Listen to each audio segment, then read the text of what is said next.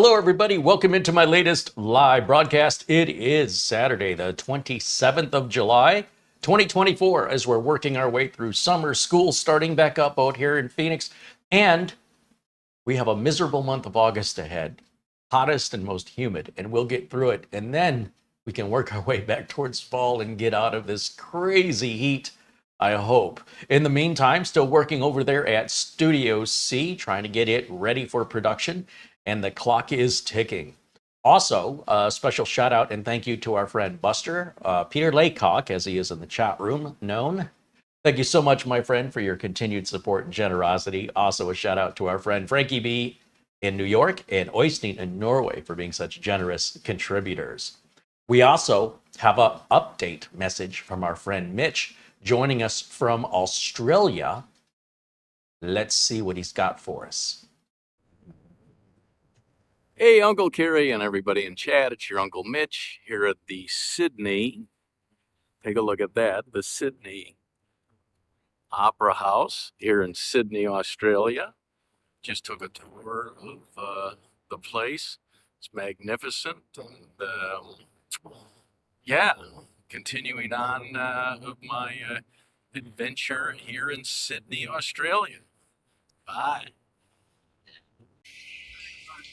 Hey, Uncle Carey and everyone in chat. It's your Uncle Mitch. There's the bridge that I'm going to walk on top of the bridge here. Not tomorrow. I'm going to take a jet boat ride around Sydney Harbor, but I'm going to do that on Monday and a helicopter ride around the harbor. So hope you guys are all doing well. This is your Uncle Mitch from Sydney, Australia. Bye. Hello, Uncle Carey and everyone in chat. It's your Uncle Mitch at the top of the Sydney Harbor Bridge. Woohoo!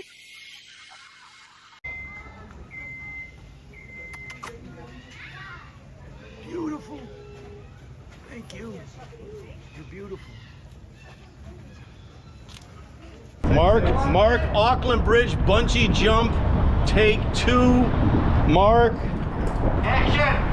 Okay, so first we'll get our photo straight up there. And then video. Okay, now we're ready. Here we go.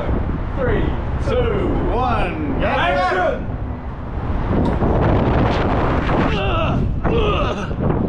Woo! Much better footage. Bounce number 2, no. Woo! Stay in frame, baby. Yeah. Yeah, ooh, at the top. No, I can't reach it. Haul me up. Like a fish. That's all right. Ooh, oh my God. Don't snap. Thank you. Ooh, you want to see the outline? It's upside down. All right, there we go. Ooh. All right, here we go. And you can lift your feet up, stand up again. And one more time, that camera over there in the bubble. Right in front of you. Right there. All right. Well done again. Yeah. Take 2. Cut. That looks like he's having a great time. And it hasn't died after all these life-defying tricks he seems to enjoy doing. But I enjoy living vicariously through him, so I don't have to sit on a plane for 16 hours. Hopefully we'll have him back in the new Studio C here when he returns, and hopefully we'll be all set up by then. Let's see here. Where is my... I see. All right. Check 1 2, check 1 2, check. I'll try to get my audio adjusted. I think that's about where it was. Any event, today's video, we're looking at the TP-Link Archer GE800. And I want to tell you something about today's video. Without the benefit of our memberships, from the members, I should say, without the benefit of their memberships, this video could not be made. So for all the viewers watching it for free and having any issue or complaint about anything regarding the video or the ability to chat, there would not be a video for you to watch. On the other hand, because of the generosity of our members, we do not have to rely on corporate sponsorships, nor have we ever. So we can continue to maintain the quality of videos that we want to do here, independent of any oversight telling us what we're allowed to say or not allowed to say. So if you're wondering, where does the membership money go? This is a $500 router, which after sales tax is about $550. We just bought it. We would not have afforded it if not for the memberships, and therefore this video would never have been made. I just want to make that very clear. We have to find a balance because YouTube revenues are no longer paying people to watch our videos. We have to pay to get people to watch our videos. YouTube has changed the monetization. Effectively, they still pay a little tiny bit, but it's insignificant.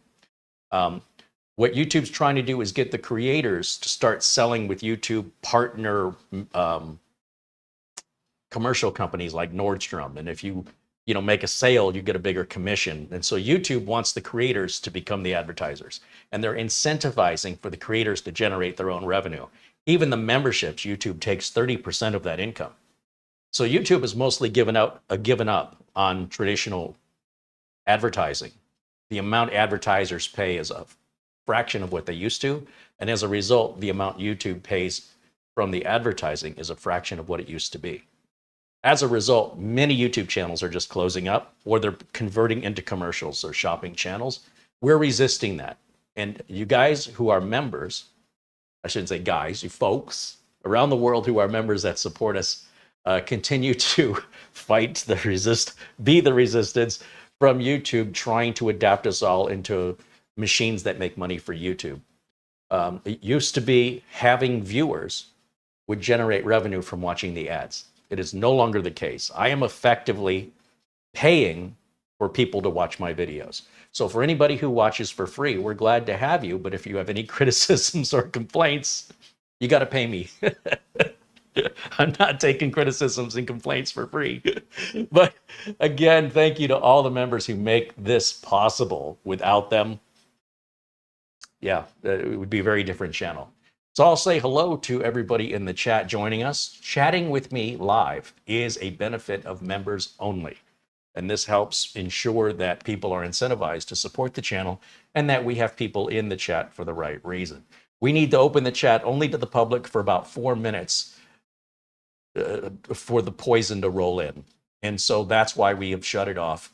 And I'm sorry if you're a part of the group that is part of the free viewers who used to be able to chat, but the group that you belong to has ruined that for you. So between what YouTube has done to devalue your view for content creators, or just in general, honestly, and what your fellow viewers have done to restrict down the live chat is a result of the group you choose to be in. If you choose to be a member, that changes. But that's only something you can do. I can't help you with that. And we appreciate each and every one of our members. And we do members-only videos on Mondays that are never made public. We've got a computer build we started on Monday. It's a members-only computer build. And then we're going to finish it up this Monday, 1 o'clock. The public will never see that video. So if you want more of this content and you enjoy it, please support it. It is profoundly expensive and time consuming. So I hope that if you want to continue to enjoy it, if you can give back something, that'll keep us moving forward. And if you can't, well, don't be surprised if one day it slowly fades out, because I don't want to turn this into a shopping channel. Now, that being said, let's do some shopping. So the Archer GE800, let's start with today's review. Again, this is all fully financed by our members. Without them, we don't have this. We don't have this video. We don't have this review, nor would we ever. Okay, so let's make sure I'm clear on that. That's to show my appreciation in the hopes that the free viewers who enjoy the content will also appreciate the members as well. All right, I might be dreaming, thinking people will show appreciation, but I know the members do. And so let's keep moving forward. Now with the product page, let's take a look at how TP-Link is advertising this router. So let me switch over to that. And let's learn a little bit about what we're reviewing today. This is, as I mentioned, the Archer GE800. This is a BE19000 Tri-Band. In other words, it's got 3 bands, 2.4 gigahertz, 5 gigahertz, and 6 gigahertz. It is a Wi-Fi 7, and they promote it as a gaming router. They say it's got unprecedented 19 gigabit per second Tri-Band Wi-Fi 7. It delivers up to 11,520 megabits per second on the 6 gigahertz channel, 5,760 megabits per second on the 5 gigahertz channel, and 1,376 megabits per second on the 2.4 gigahertz channel. So you add all those numbers up and you get a total, which I guess is 19,000. Two 10 gigabit ports for future-proof connectivity to your internet connection. Those are going to be used for your wide area network or your local area network.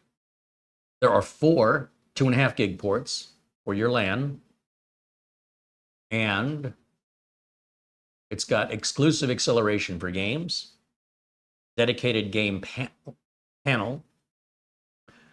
It's got a game style design, as we can see from the photos here. Is a very unusual looking router. TP-Link Home Shield provides antivirus protection through the router, but it's up to you if you want to use that or not.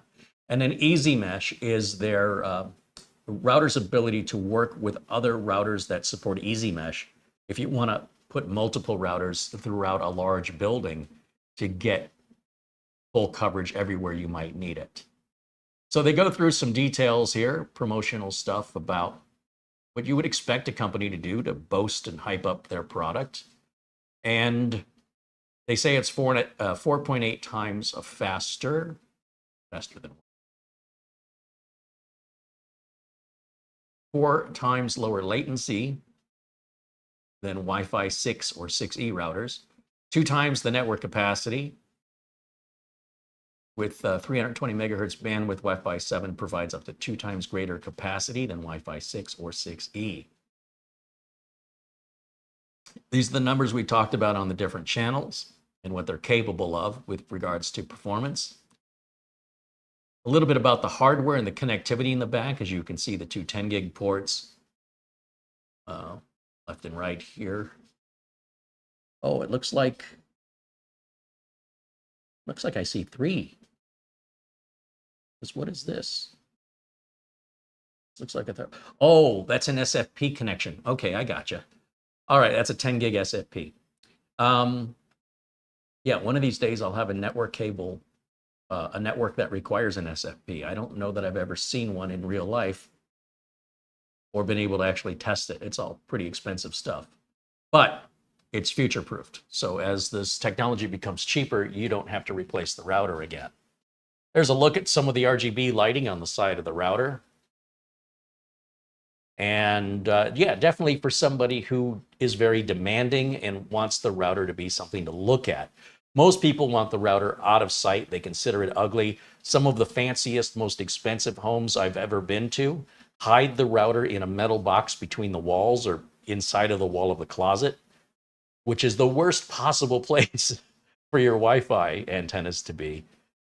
And it's ironic that the people that have the most expensive homes often have the worst Wi-Fi because they find it unsightly. So that being said, that's what the page looks like. Now over at Amazon, this is where we bought it. You'll see it's $599, 600 bucks. It was on sale for $100 off. And then with sales tax, it was around $550. Is it worth it? Well, this is really designed for a very niche customer at this point.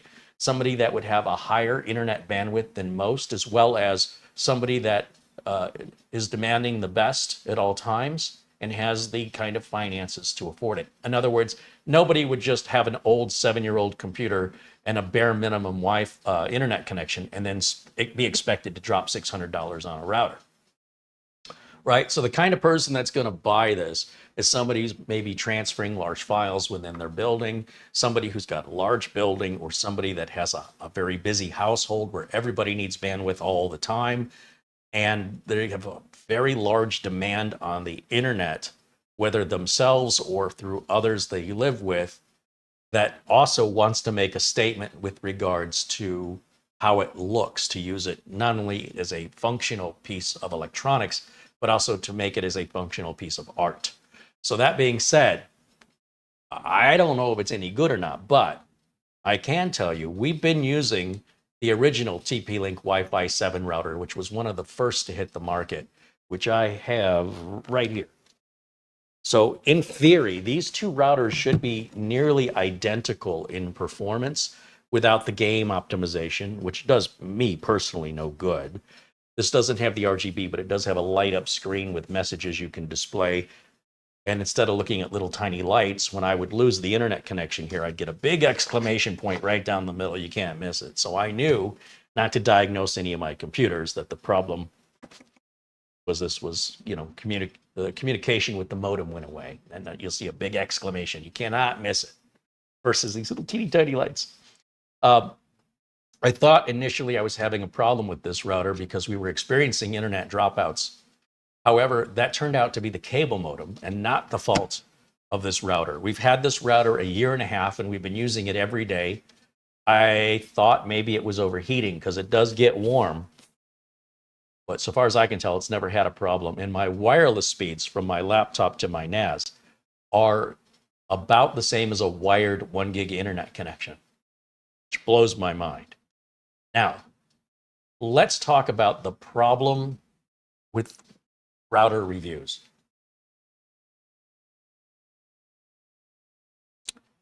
The numbers that are advertised on this router are exactly what this router will deliver. That's it. Best case scenario, that is the best it can possibly do.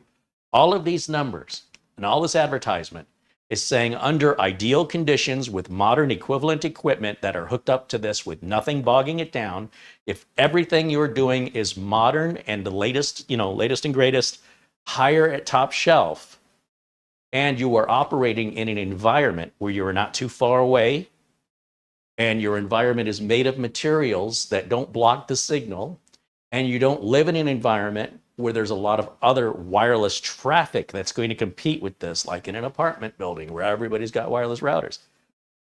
And then how many devices you're connecting to it and what those devices are. All of this means no router review is beneficial to you, period. No one can tell you how that router is going to perform because no matter where you live, it's nowhere like anybody else's place. You will have a unique environment that is uniquely yours and does not align with anybody else ever. There's billions of possibilities of variables involved in this. So what we can tell you is that under the best case scenario, these numbers from every manufacturer on every wireless router ever made are the best you can expect under the best possible circumstances. So as far as the review goes, it's not going to do better than this. And how it performs for me will not be how it performs for you because you'll be hooking up different items to it. You'll be in a different environment with different network traffic or, different atmosphere with a building made of different materials trying to go different distances. There's no way for anybody to tell you how that router is going to perform for you except you. You have to buy it and you have to figure out where to place it for optimum reception. And then you can expect the best that router can do for you in that environment using the equipment you're hooking up to it, the computers, the laptops, your Internet of Things, all that stuff, weighing it down. And the distances you need it to go. And how many walls it has to go through, or how many floors. You might be in a three-floor house, right? You could have a basement, first floor, second floor. Maybe you even want the reception in the attic. Will it do it? It might. There's too many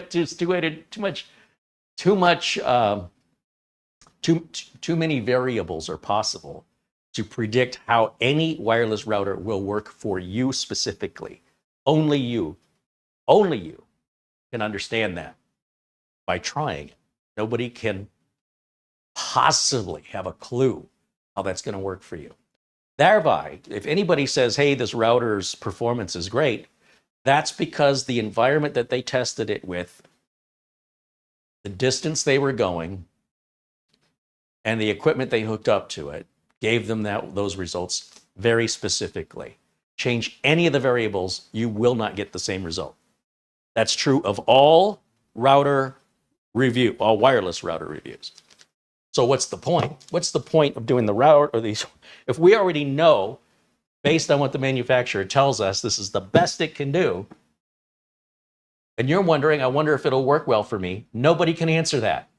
Nobody, except you. You'll have to buy one and try it. So anytime you watch any wireless router review, there's very little that's going to benefit you if you have anxiety over whether or not it's going to work. All the reviewer is going to do is tell you exactly what the manufacturer tells you, show you the same ports, turn it on, and show you the same interface that's in the downloadable manual that you can look at yourself. That's it. So there's a part of me that says, what's the point of this? On the other hand, some people have no intention of ever buying this router. Just like watching a review of a Ferrari. Most people will never buy a Ferrari. Most people will never sit in a Ferrari. And yet views of Ferrari reviews go through the roof. So in the benefit of entertainment and to keep you up to date on the latest technology, I figure a hands-on video can give you an idea of the scale, the size, and how it compares to other routers, as well as my own personal thoughts with regards to my needs, my individual needs in my environment with these walls, the distances I need to go, whether or not I find the RGB attractive or annoying. These are all my own personal, individual, unique observations or values that in no way, shape, or form are intended to align with yours because I don't know you. And even if I did, I'd have to bring it over to your house to see how it worked. All right, I just really need to emphasize that. Let's say hello and thank you to all the members joining us in the chat. I see Daryl Loftus joining us. There's Matthew Burden with a $10 super chat. Says, good afternoon, Carey and chat. Hope everyone's having a wonderful day. Thank you, Matthew. Marlena, of course, joins us in the chat. And there's David Graham and 3D Everything and our friend Mark Gaines. There's Luke Greeny and John Paul Bacon. Marco Maelstrom joins us from Italy. Jason H88 and John Lewis saying hello. I think John Lewis joins us from Brazil, if I'm not mistaken. There's live Windows training with Doug Betts. Hey, Doug Betts. He says, hey, Carey, I just redirected from my show to your show. Well, thank you, Doug. I appreciate that. Hope you're doing well, my friend. Oystein joining us from Norway says hello. There's also Elijah 52 Dickens. Trevor Dune says, he doesn't say anything. He's become a supporter, right? Thank you, Trevor. Oh, it's time for me to get the glasses, I think. Remember, it looks like that's the name. Says, hello, welcome in. Harry Thor with a $10 Canadian contribution. Right on. Thank you for that super chat, Harry Thor. Thomas Mac T saying hello. Dan Nilsson says hello. Justin Miller says hello. Luke Greeny wants me to check my phone before we dive into this, so we'll check that real quick. I suspect Luke has sent us something in PayPal.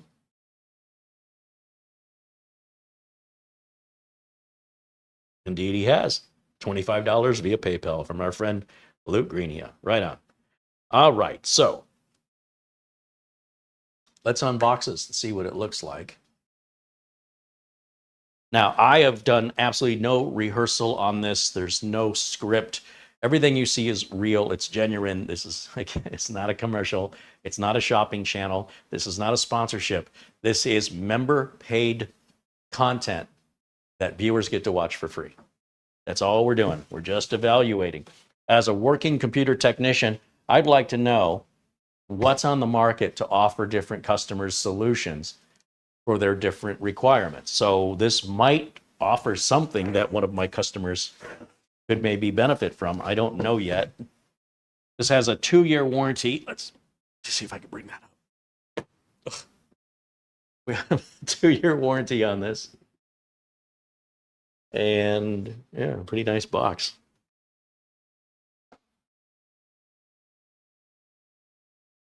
We have a box here of what I would guess will be the power cable, an Ethernet cable.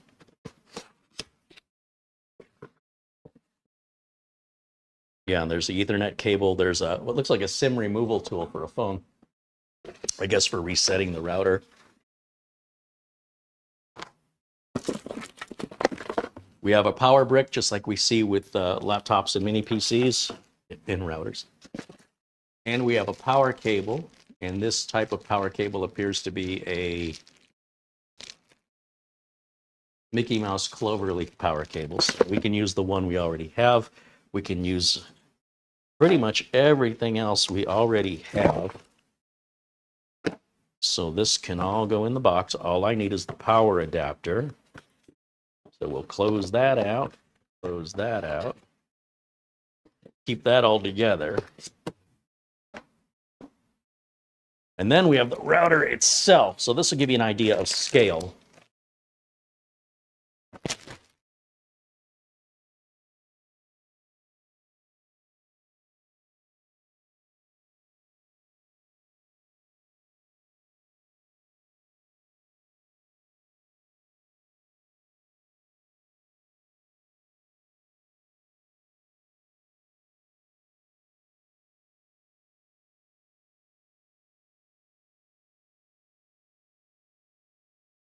True unboxing experience here, folks. Live, unedited, real time. No script, no rehearsal.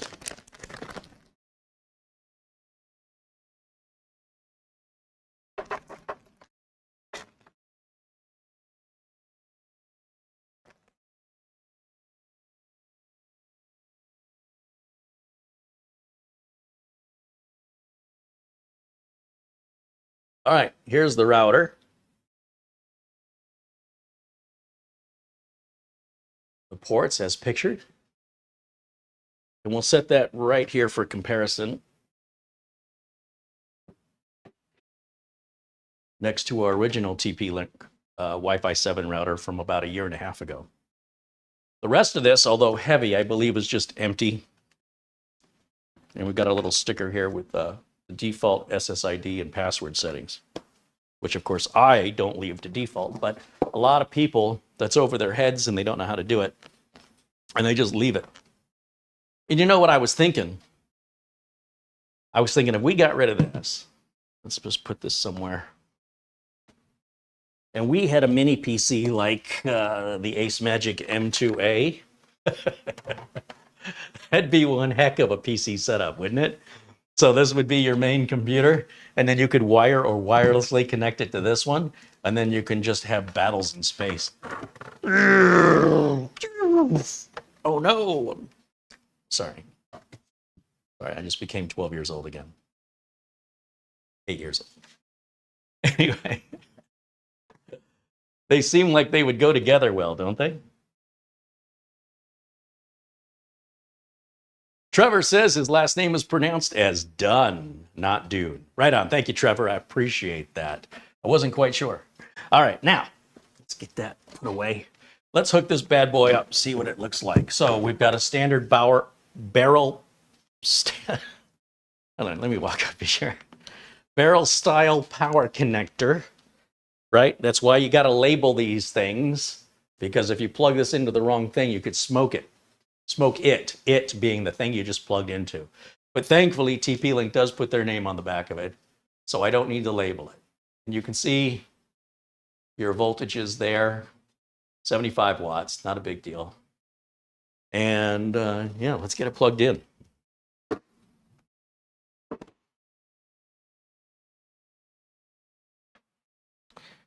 Let's see, we will plug in to our regular, we'll plug the router into a router is what we're going to do. And then we'll configure it using the mini PC we reviewed 2 days ago, the Codlix. So we'll just plug that in back here so we have a means to take a look and configure it. And then I need a Cloverleaf power adapter, which I have, sometimes called a Mickey Mouse power adapter because it has the profile of Mickey Mouse. And with that, we should be able to turn this guy. Oh, there's tape over this. Let's get the tape off.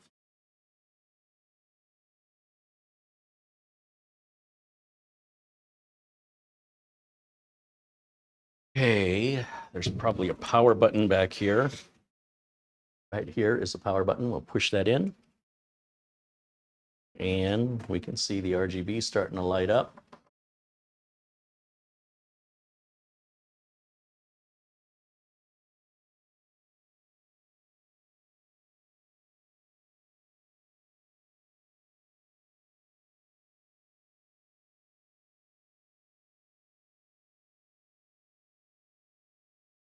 John Lewis indeed is watching us from Salvador, Bahia, Brazil. I'm not sure, is it Bahia?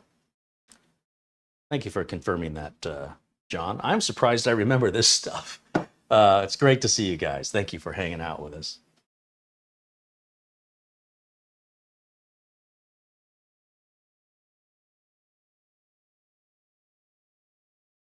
John Paul Bacon mentions if anyone here has an ASUS motherboard, you may want to check for a BIOS update. He did an update check for his ASUS ProArt X670E Creator Wi-Fi, and a new BIOS was just released just last week. So yeah, if you have an Intel Socket 1700 based motherboard, yeah, great tip. Look for updates regardless of the manufacturer. Okay, so here's what it looks like. I guess I need to turn this on. Grab a keyboard and a mouse.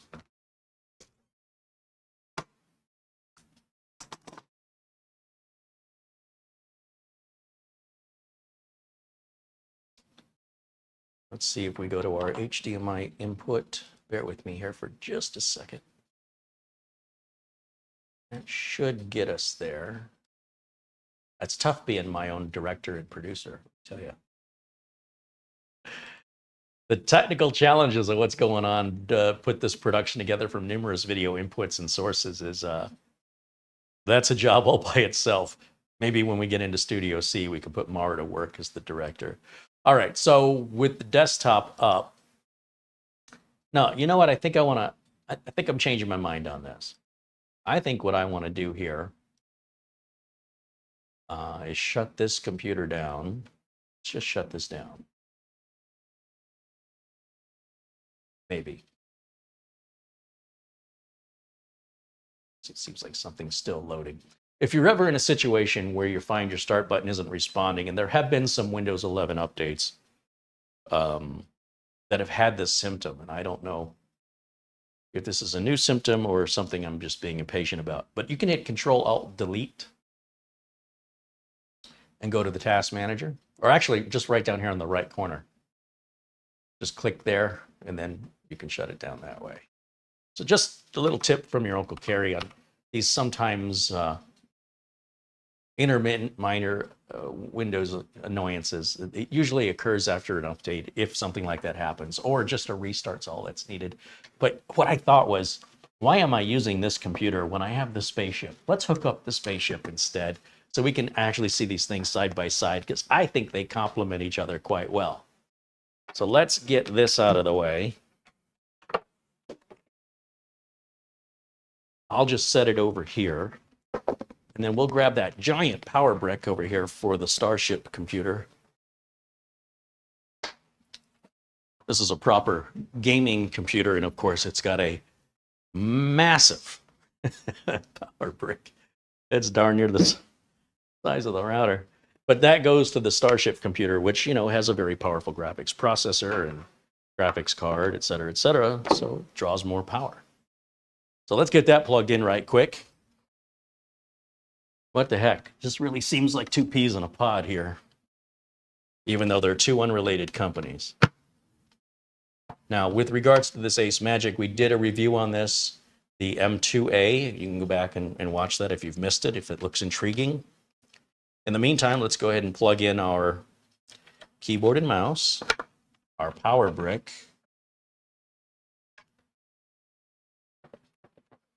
our video to the capture card, and we need an Ethernet connect. Or I could connect to the Wi-Fi on this, but we'll just wire it to keep it simple. And then I just need to give it power here. All right, let's try this one more time. Should be a power button up here.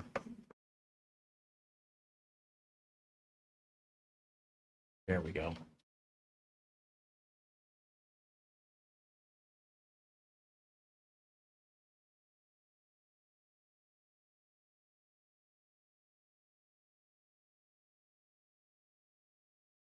All right.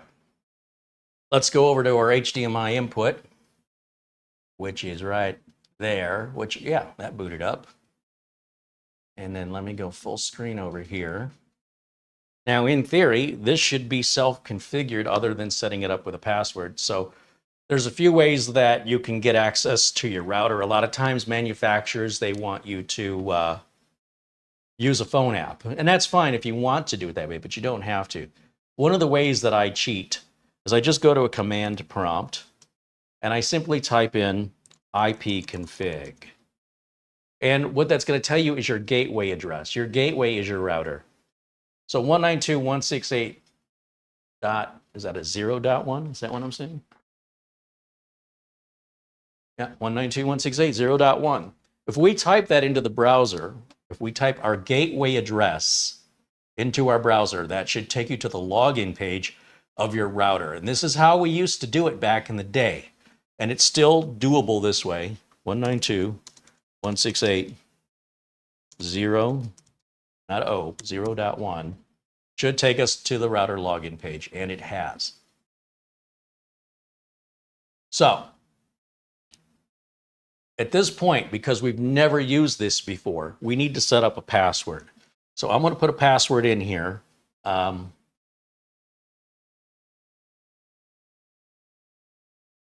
it's going to tell me it doesn't like it. Let me try again. Let's do that.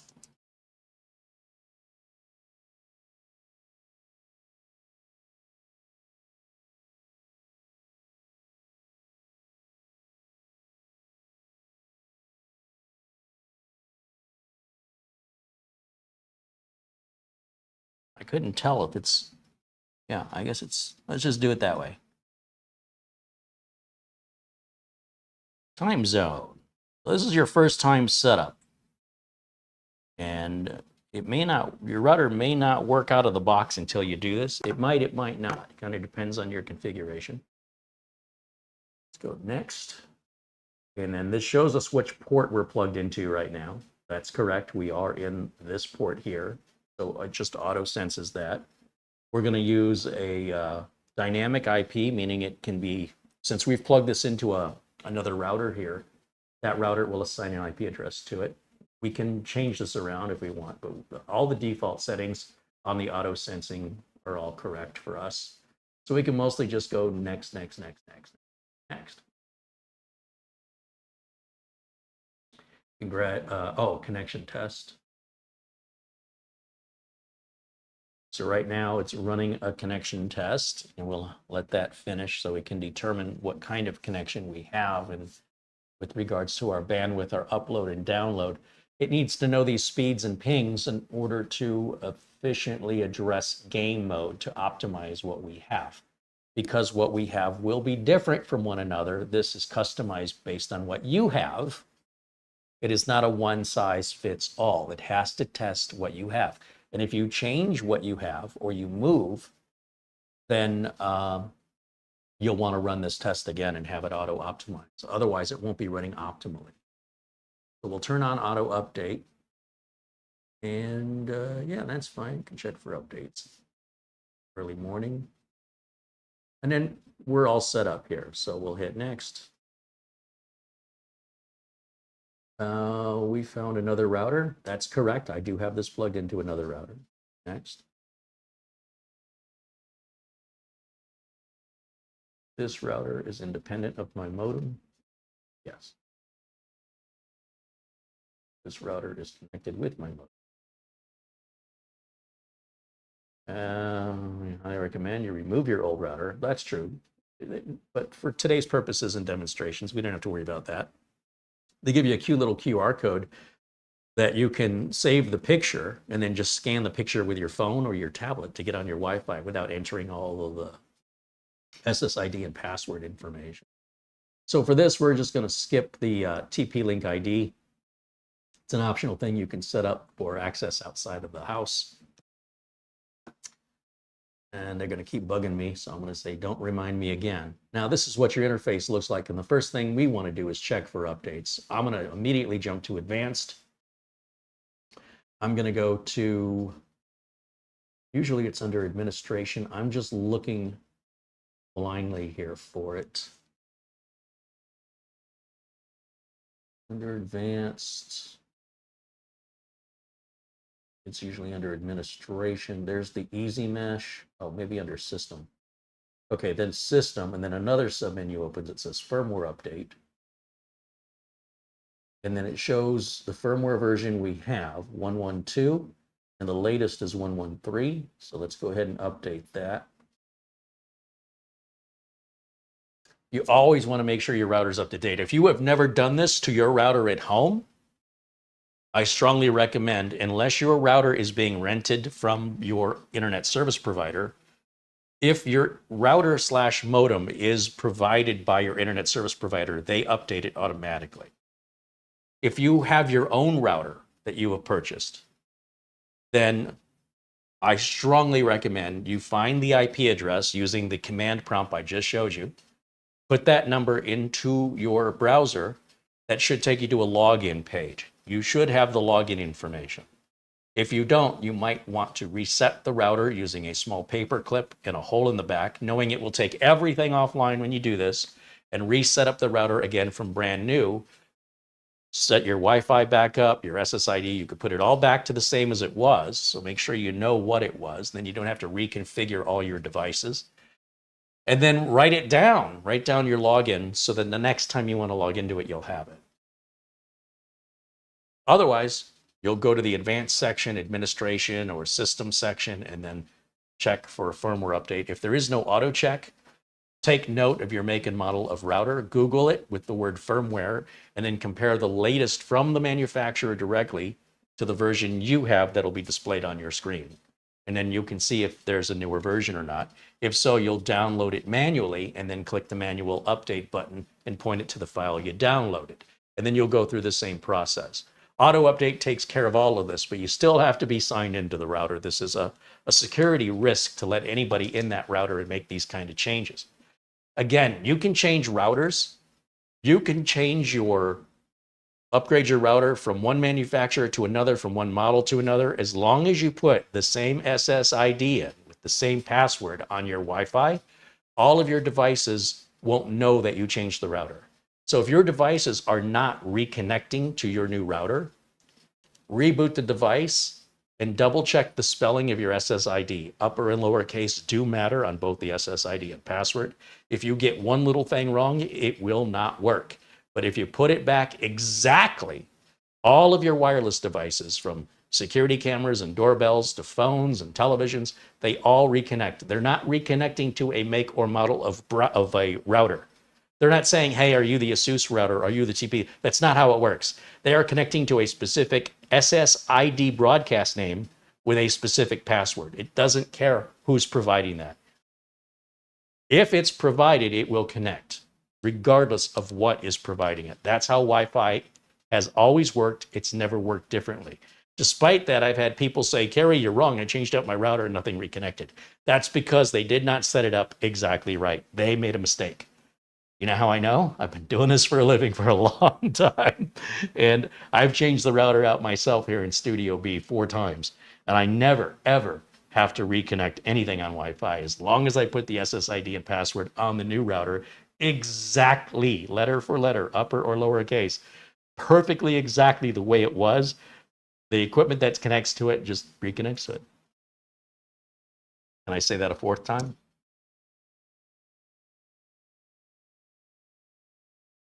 Oh, great. Did I already forget my password?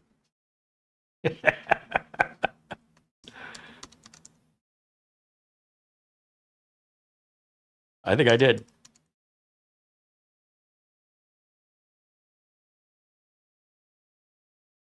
Now, you will see sometimes at the top of the router a version number. Other times you do have to go into the advanced section.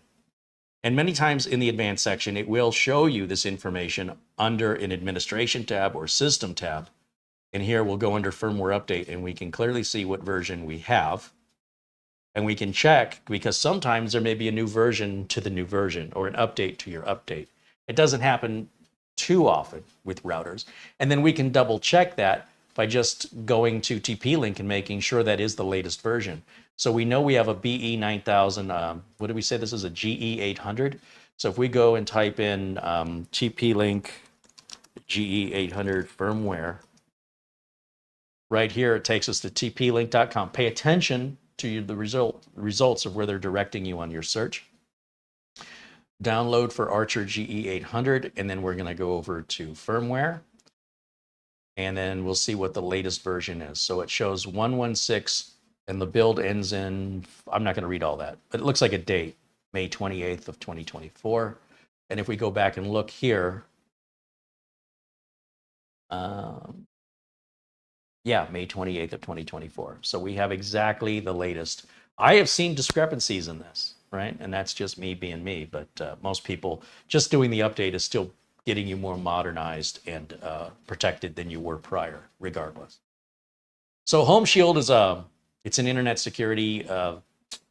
It's a way for them to add on things like additional security. But again, it's not going to protect you from yourself. You can have the best alarm system in the world, but if you invite a scammer into your home because you believe they're from the water company or whatever, it doesn't do your alarm system, and it doesn't give you any benefit to your alarm if you're bypassing it.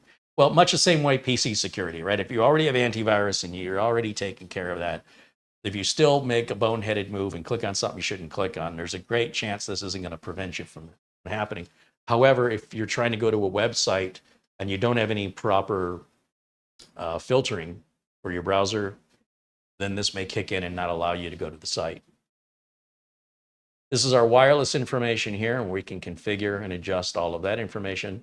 Our internet configuration is here and can be changed. This is the gaming center, all right? And so the RGB effects have multiple options here. In fact, let's switch back over to camera 1 and let's go through these options.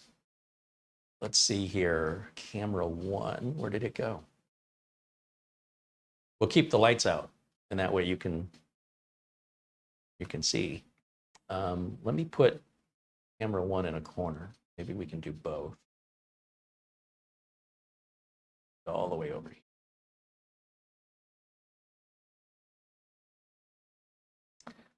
Okay, so let's go to this first one right here. Oh, well, that really matches the Starship now.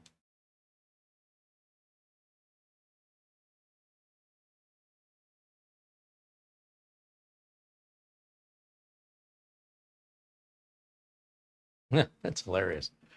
Let's go back over here. Let's go to this one.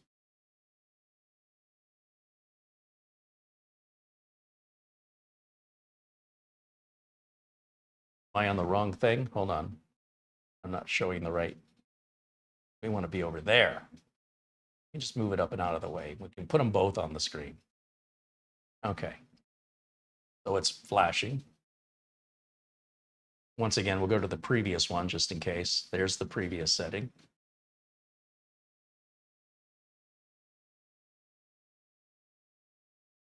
Then we'll go to this setting over here.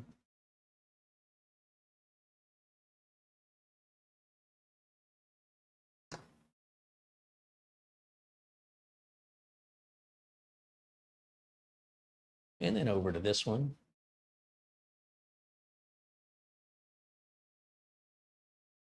This one. Okay, now it's matching the Starship. Fading and cycling through. Is it just blue or is it changing on? Maybe it's still not matching. Hold on. Might be jumping the gun on that. Well, that's interesting. Go to the next one. Ooh.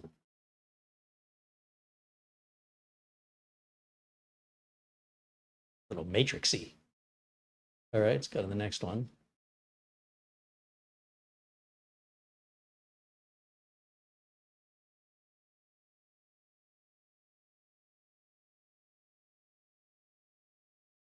Let's go to the next one.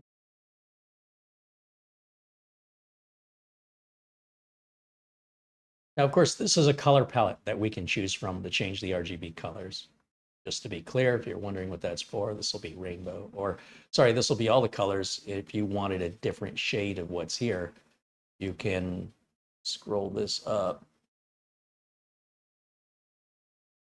get whatever shade of main, so that this is your main color, the scrolling up and down. And if we go to let's say, and within this box are shades of that blue, going all the way dark to a black and all the way light to a white. We can go somewhere like right in here, it's a bit darker. Or again, if we bring this down, go to, let's see, go to a bright red. Come on. We'll go to a bright red. Where was I? Over here. Yeah, let's take this to a bright red. This corner. Far up in the corners I can get. Now notice when I change it, it's this one right here on the end that I'm selecting. So I want to go up and to the right, select that, be able to apply that somehow. Oh, I think it just applied automatically. Yeah, it's changing color as I click on each of these.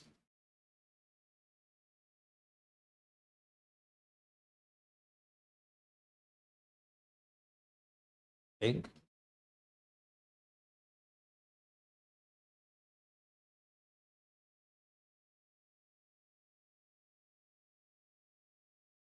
And then it's an interesting pattern.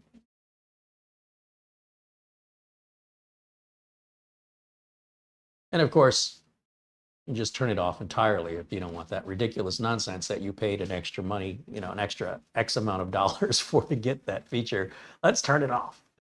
So yeah, you can see here, you can choose two colors, right? So we can go complete opposite extremes here. If we select this purple, and then we'll select something like red.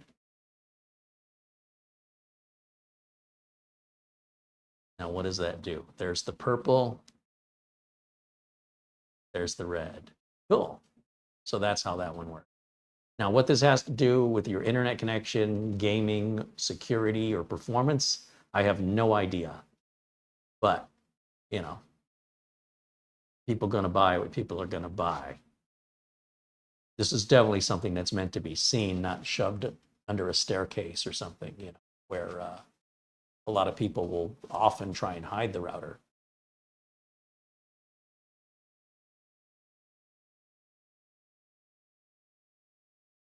All right, so that's how that works.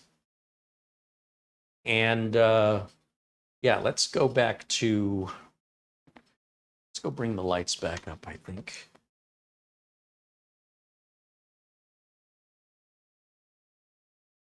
And that is your router interface, more or less, right? You can dive down deep into menus of submenus and submenus. However, you've just basically got your 5 main sections, your network map, your gaming center, and then under the gaming center, you have another menu with a submenu, with a submenu, et cetera, et cetera, et cetera. Then you go to internet, submenus. Oh, no submenus here, never mind.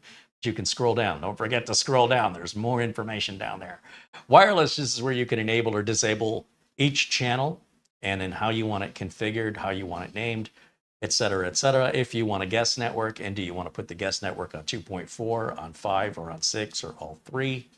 The guest network isolates anybody away from seeing any of your network resources. It's just like they have a straight connection to the internet.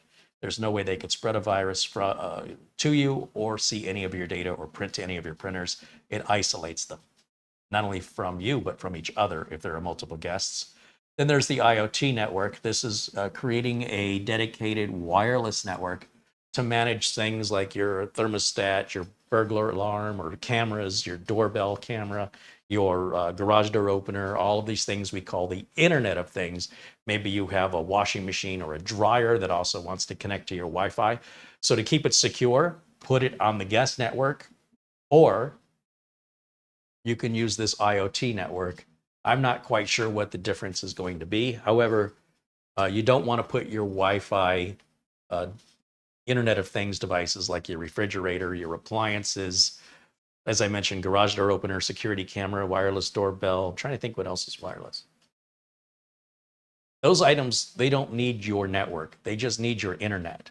And you want to seclude them in case of any sort of a breach of not data security, but login security, especially if you bought some off-brand camera that was $10. Yeah, it's a perfectly fine camera for $10. And then you find out everybody on the internet's watching your camera because you don't have it locked down properly or someone broke into it. And then through breaking into it, if it's on your Wi-Fi with all of your computers, they could theoretically get access to your computers and your data, your NAS, all of it. So you want to isolate that kind of stuff just for common sense onto either a guest network or in this case, an IoT network, which is designed specifically for your Internet of Things, your home devices that want internet access, but they don't need access to your printer or to your computer. So don't put it on the same network as those things. It's just a good, secure way of thinking to avoid having a problem, being proactive rather than being reactive. I won't get too much into Home Shield because I think, see, under more features, they want to charge for this additional stuff. I think, is it ASUS, their routers? Their security stuff is free. But most, I think every manufacturer other than them, they only offer a 30-day free trial of the advanced controls, and that you're just going to get the basic controls. And personally, I don't use any of these. I don't have any reason to, but they're there if that's something you feel you might need. And under advanced, you got a ton of stuff here in each one of these. Also a submenu, right? So if we want to set up multiple routers across the house, we don't have to buy a specific mesh router like you do with Netgear. You can either buy a mesh router from TP-Link or a regular router that supports mesh and use it either way. I think there's a lesson in there for Netgear and why I no longer buy Netgear stuff. It's too limited. Netgear says, hey, you want to buy a mesh router? Buy a mesh router. You want to buy a regular home router? Buy a regular home router. Make up your mind. Whereas TP-Link, ASUS, everybody else, they go, you could use this either way. What do we care? Anyway, that's just my personal take on Netgear having no real good reason to offer a customer less value. Now, let me go to, let's go back to camera one. Guess I need to go full screen. No, not that way, this way. Okay. Telling you, the production side of things gets complicated. Let's take a look at the chat and see if you guys have any questions for me. Or if there's anything you want to know about the router. If I can answer it, I will. Let's see. Let's see what I'm missing here. David Graham says the last Windows update messed with his keyboard software, but he's fixed it. Yeah, I'm telling you, sometimes the Windows updates will have little nuances that might be, usually they don't, but when they do, it's usually because of a Windows update. But they're usually very, very minor. Luke Greenia says, I have too much eye candy to play with. What are you talking about? Mara's not even here. Let's see, lots of Windows updates coming on that Starship. Oh, it hasn't been turned on at all.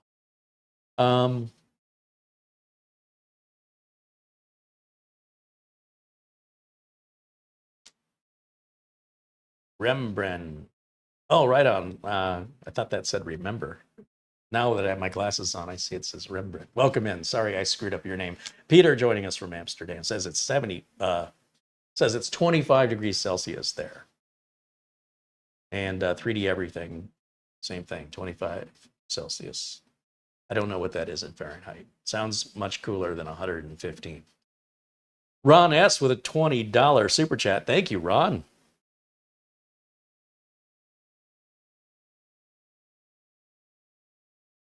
Peter joining us from Amsterdam, right? With a €1 contribution. Thank you, Peter. Rembin says, I've been watching your channel for years. I just got a membership a couple of weeks ago. We chatted on Messenger before and made a great impact from all your videos. Well, thank you for supporting the channel. It's because of members like you that we're able to buy this and do this review. Now, whether or not this gets returned or we put it in use to give it a long-term review, We will use it personally or we will return it. I have not made up my mind yet. But with Amazon, you have 30 days to return for any reason whatsoever. And so we have that the same as anybody else. We bought it. Amazon doesn't know who we are. We're just another customer making another purchase. And if we return things, we're making another return. And if we keep it, we keep it. We'll see. What do you think? Should I keep it? Do a long term? We already know the other router.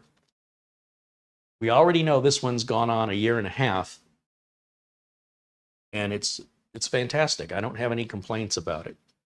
I don't need the RGB, and you can see this takes up less space horizontally, but vertically it's a little bit taller.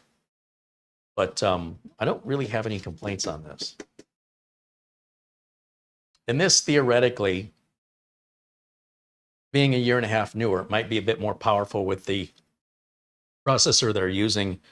As far as inputs, I have the exact same inputs, the two 10 gig WAN or LAN connections along with the SFP. This has the exact same thing on the back, and this is 18 months old. Now, this was released before the Wi-Fi standard was ratified. It took them about 8 months after this was released, 8 to 10 months, before the committee, the Wi-Fi committee, ratified in Wi-Fi 7. But when TP-Link released this, they believed that that was going to be the last update.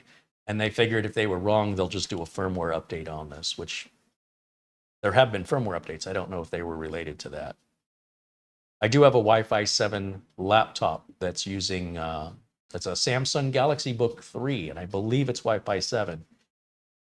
And when I'm transferring my big video files over the wireless laptop to the wireless router in another room, and then there's a wire connected to my NAS, I'm moving the data at around 109 megabytes per second to 119. That's very close to what I get on a regular hardwired 1 gig connection, moving data in Studio A from the Office PC wired into the router, and that's wired into the NAS. That'll get about 120 megabytes per second.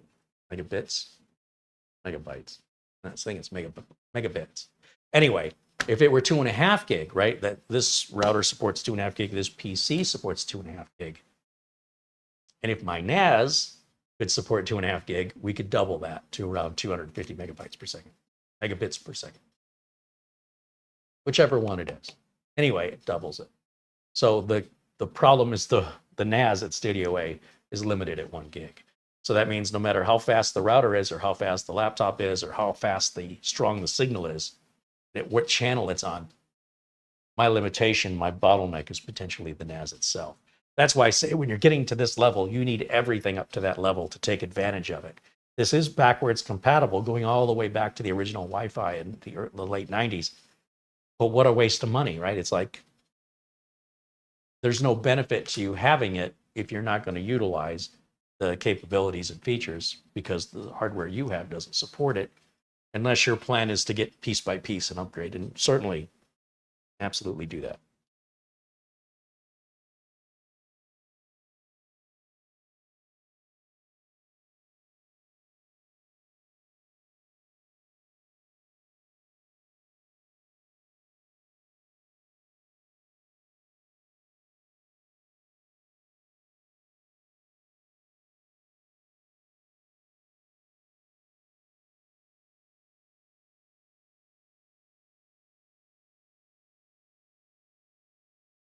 David Graham says, all I need now is a star projector. Yeah, sure, we can get one of those little boxes that you put on the floor and you plug it in and it puts little green dots all over the ceiling that move around.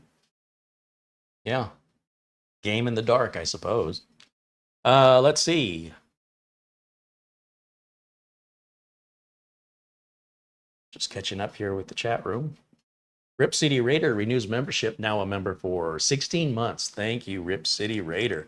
He says, thanks, Carey and Mara. Right on. Mara says she wants to try a mesh at Studio C. One of the issues you may have with mesh is you have to use a particular manufacturer. So if Mara has the Asus ET12 mesh system, it's not going to work with TP-Link's mesh. But TP-Link does offer something called, I think it's One Mesh, And the idea of one mesh is that multiple manufacturers who support one mesh can now work together in a mesh.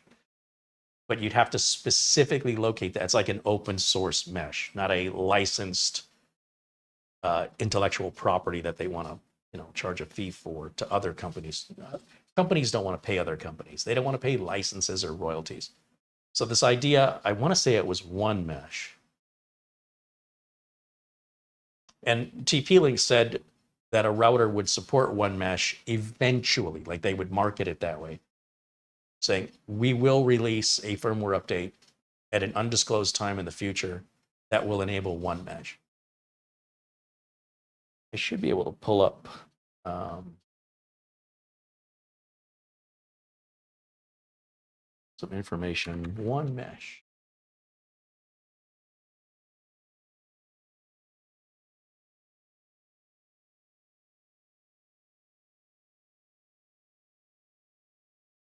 Let me go to my, come on, working with my mouse here. It's being uncool. Let's go to my window capture. So here is a TP-Link talking about one mesh, which, pardon my mouse here, it's jumping around. Flexibly create a whole home Wi-Fi. One mesh, destroying Wi-Fi dead zones via enhanced device compatibility, helps expand your network and make high-speed Wi-Fi throughout your home accessible. Just add specific devices to your one mesh ecosystem for broader wireless coverage and faster streaming. So TP-Link will have two different kinds of mesh on some routers. One will be easy mesh and one is one mesh. So this whole thing about the benefits is really just mesh, right? This is what mesh does. What's the difference between one mesh and easy mesh? One is a proprietary standard, one is an open source standard. A proprietary standard means you have to use that manufacturer owns that, and only that manufacturer's products support it. So therefore, connecting a TP-Link to an ASUS could be possible on a mesh network if one mesh is supported by both, but not all routers do. Now, this says one mesh is coming, this is a fascinating update, to all TP-Link product categories. Now, wouldn't it be great if ASUS and Netgear and who else is there? Wouldn't it be great if they all jumped on board with this and then they could all interconnect and talk to each other? You wouldn't have to buy their product. One mesh is a trademark for all one mesh products, while TP-Link mesh is a mesh technology from TP-Link. So if ASUS wanted to be compatible with TP-Link's mesh system, they'd have to pay TP-Link a royalty or work out they'd have some kind of permission to use their technology. And vice versa, if TP-Link wanted to use ASUS. So the idea with this universal standard is there's no cost that adds value to the router, although a manufacturer may not want to do that. A manufacturer may want you to only buy their products and not their competitors' products, and are certainly not going to be able to support you in that configuration, except for the products you use that they make. So if you have a question setting up your one mesh from your TP-Link to your ASUS router, who do you call for support? Good luck, because generally they're going to say, well, that's a problem from the other guy. If you buy all of our equipment, then we're forced to have to help you. But if you're mixing and matching different manufacturers, you're supporting yourself, okay? You better know how to use Google, or you better be a good tech. So that's just true of all manufacturers. If you want to keep all of your networking equipment from the same manufacturer, then you only have one call for support, and they don't have any excuse to get you off the phone. But you don't have to. A lot of stuff, your Wi-Fi cards and routers can all be made by different manufacturers. That's what the Wi-Fi 6 and 7, those are standards that they can communicate. No one company owns that. That is a committee, Wi-Fi committee, that decides what those standards are. And then the manufacturers have representatives sitting on a voting board to make recommendations. And then they all this is why it takes forever. It's all done by committee. Every company thinks their way is the best way. And then they somehow find a way to a compromise in the middle. And that's what becomes the standard. That's why TP-Link was able to release this Wi-Fi 7 router before the Wi-Fi 7 standard was finally finalized. It just took a really long time for the committee to get to that. I'm excited for One Mesh. I think it's great. Now, if we look at, let's go back to the router again. Oh, it wants to reboot. Let's let it reboot. No, you know what? Hold on. Let me just check something real quick. Then I'll let it reboot.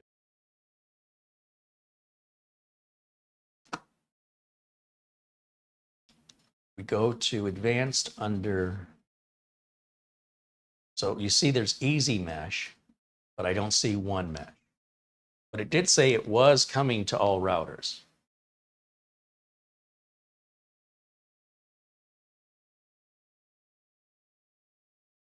So I believe easy mesh is TP-Link's mesh. And One Mesh is the open source mesh, and it'll offer both.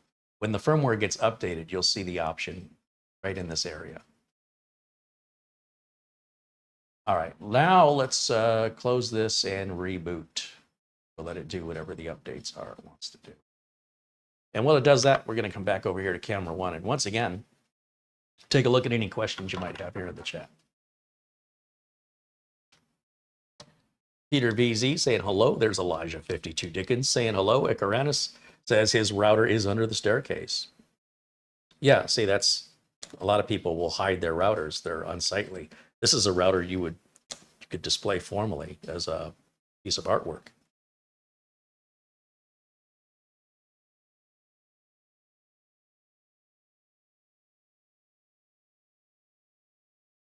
Mara says, I'm thinking to replace the ET12 routers with 2 of these GE800s, maybe 3 of them. The 4 2.5 gigabit per second is appealing. I just want better backhaul. To which Luke Greenia responds, English, Mara. Speak English. I have to tell her that all the time. She's not from this planet, so sometimes she defaults back to her alien planet language, and I play along with it because I don't want the supreme leader to know that I'm on to him, because then, you know, there could be anal probing, and I don't want that to happen again. Anyway, yeah, when you mess around with aliens, you don't want to mess with them. So I just look the other way. All right, where was I? Here.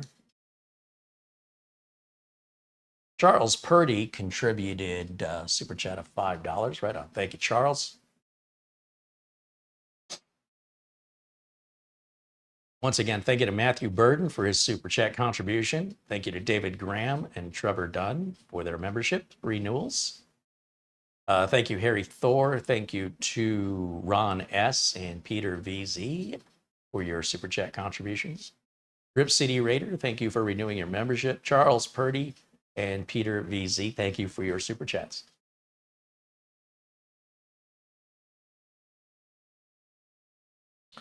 Okay, now, glasses. I need my glasses to find my glasses.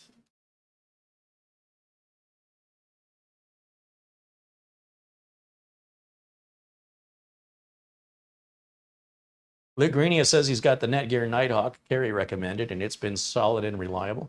We were using the Netgear Nighthawk here in, well, we have one at Studio A, that's the XR700, and then we have the 12 stream AX, is it the AX12? I forget what they called it. And we had that the first 2 years or so. And then we switched out to an ASUS router with 8 1 gig ports on the back, I think. And then we went to, maybe we went to this. Maybe there was one in the middle. We did try a couple of those square routers with the 8 antennas, TP-Links. If you go back and look at the router reviews, we did cycle through those for test runs and ended up not sticking with them. They're very large and the performance wasn't all that good. But this I've been very happy with. I'm just hearing a fan coming from over here. I've never heard this get that loud. It must be doing one heck of an update.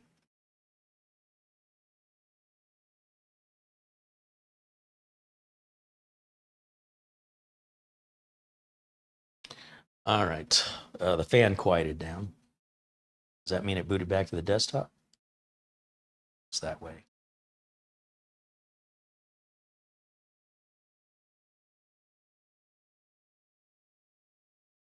Let's check for updates anyway. I mean, might as well. And then while that is running, so I have to try this again. Well, that is running. Let's go back over to camera 1. Thank you to Mark Gaines, who joins us from Northern Ireland, just contributed £10 via Super Chat. Have you tried the Google Gemini AI, Carey? No, I have not. I don't even know what that is. I'm trying to stay on top of this technology, and it's moving so quick. It's very difficult to stay on top of all of it. However, here's my question for you. Let me just let me grab another drink. Let's see. I think it's time for some Clearly Canadian. Do you, the viewers, find these wireless or wired router reviews useful, even though I cannot, nor can any other reviewer, provide you any other information other than what the manufacturer has already said on the box and on their website? Like, we already know what the range is. We already know what the maximum performance is. What we don't know is what range and performance are you going to get? Nobody can tell you. So my question to you is, should we continue to do these router reviews, or are they pointless? Because if you enjoy them, if you find some entertainment value, or if there's some aspect of it I'm not getting that a reviewer can bring to your attention, because everything I've told you and everything I've shown you is advertised from the manufacturer, including the owner's manual, if you want to read that and see all the capabilities of the router in great detail. I mean, what difference does it make what the interface looks like? How often you got to get in there, number one. And number two, how you access the features, it is what it is. Like, I don't know that I would need to see a review of a router just to look at the interface. And there are often pictures of it anyway, once again, on the PDF or documentation from the manufacturer. So, yeah. Not to mention, updates can add more features, which a review would likely not be updated to include a firmware update that now, let's say, One Mesh has added. Do you want to see router reviews? Because I'll do them, but I'm just not quite sure why. Is there a part of this I'm missing? Am I not getting something? Douglas says he mainly wants to see the interface. Mark Gaines says absolutely continue doing router reviews. Okay, so why? Help me understand what the goal. I want to make if I'm going to do a router review, I need to understand what it is you're looking to see or hear that you think is not already disclosed by the manufacturer. Is it just that I'm telling it to you so you don't have to go read it? Or is it the perspective and reference of having it, you get a better idea of size? Because a lot of times in photos, especially if you buy in jewelry, that diamond looks amazing, and then you order it, you get it in the mail, and it's like, there's supposed to be a diamond in here. Where's my magnifying glass? Somebody says, hey, nice diamond. Thank you. Yeah, I didn't know they made them that small. Yeah, and the picture, it was this big. So I understand, the reference point of it. I'm just trying to figure out, what is it I'm reviewing? What is it you want to see in the review that isn't already available from the manufacturer, or it is available, but you just want to hear it from me? You want me to read it to you? It's okay if that's what you want. Just tell me. Help me understand. Help me help you. Jason H88 says, please keep doing these reviews. I always learn something new when you do reviews. Okay, well, I mean, just like how I showed the gateway, that's how you can access your router. I get that. There's little tips in there. Okay, fair enough. Peter says he changes his router only every 10 years, but coincidentally, he just bought a Wi-Fi 6 router, and he learned something from it. But again, I don't change my routers that often, not even for customers. Agreed. I mean, if it's meeting your needs, why would you? Jason H88 says, I like the part of learning the interface. Each company is different. Yeah, I suppose walking through the interface, but with the options all by default are usually the way most people are going to keep them, with an exception of a specialty, like if you wanted parental controls or you wanted to optimize for gaming, right? In which case you would go into those sections and configure it for you. But otherwise, just clicking next through the setup, it'll default to all of the optimized settings in general. So you don't have to go into all those features. But if you like to see it, you like to see it. I get it. I appreciate the feedback. David Graham says, you know, don't review routers every day, but when there's new tech advances, any review from you is fun. Oh, thank you, David. Trevor Dunn says, I like seeing the router reviews. It'd be nice to know what ISP it works with. So there is no ISP compatibility. There's no such thing. The only thing that has to be compatible with your ISP is your modem. And that's between you and your ISP, right? So if you're with Starlink, you have a Starlink modem. If you have cable, you have a cable modem. If you have fiber, you have a fiber modem. If you have DSL or a T1 line, you're going over copper phone lines, basically. So the modem is the bridge that connects you to the internet from your ISP. And your ISP dictates that. What you connect to the modem is up to you. It's like saying, I wonder if this computer will connect to my router. All computers will connect to all routers if they have the proper Ethernet, you know, if it's a modern computer. If it's a computer from 60 years ago, it's a different story. But there is no such thing as compatibility. You plug any router you want into any modem you want, period. But the modem that has to be approved by or compatible with your internet service provider. Okay, so just so you know. I feel like I need that little the more you know star going across the screen from the 80s. Bajan Guy says, does anyone still have dial-up? Sure.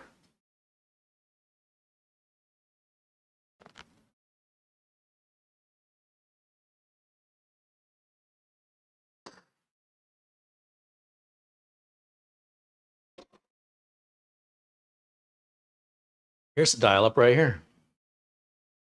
Let's just put this right next to this modern tech.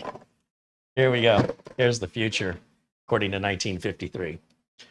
So what's hilarious, this is a real landline. Many of you will recognize it. Many of us had these. Millennials don't know what this is for. Or younger kids, I should. Millennials are now adults, so I have to go Gen Z, Gen Alpha. They don't know what this is. It's hilarious. You can search on YouTube for, you know, I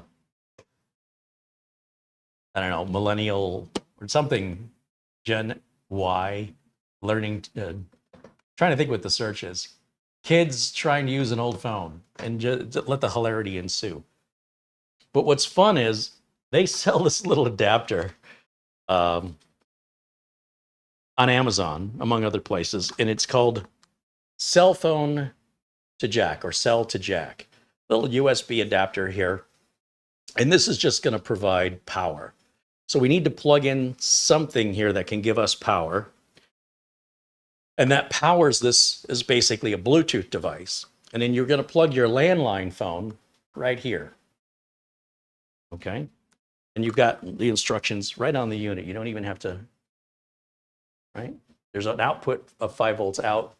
So if you needed this in line with some other device. But anyway, let me step around here. All we need is power. So I can literally plug it into my USB power right on my power strip, right over here at the edge of the desk, probably just off camera. Okay, so now our little box has a blue light. And we take our landline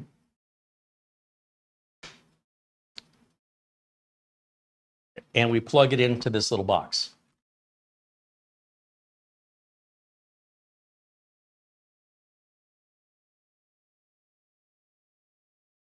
Which I'm trying to do on camera. this way. All right, so the landline is going to plug in. We configure this to Bluetooth on our phones. So if I turn on my phone and say I want to connect my Bluetooth, just like you would connect to the Bluetooth in your car. And we look in our list of available, after you've paired this, which I've done previously, we look for the cell to jack option. And then it should just connect to it. Now, if I can get Mara to call my phone, see if she's watching. What you're going to hear, I'll put the phone in the other room. We'll just put it over here. You just have to be within 30 feet for Bluetooth range. And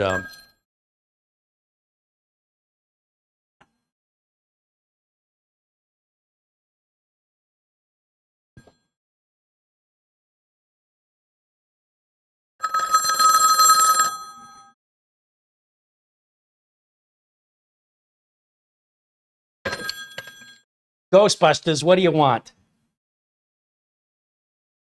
The mortuary? They're dying to get in here. You want Bob's mortuary? You stab him, we slab him? You got the wrong number, honey. Thank you.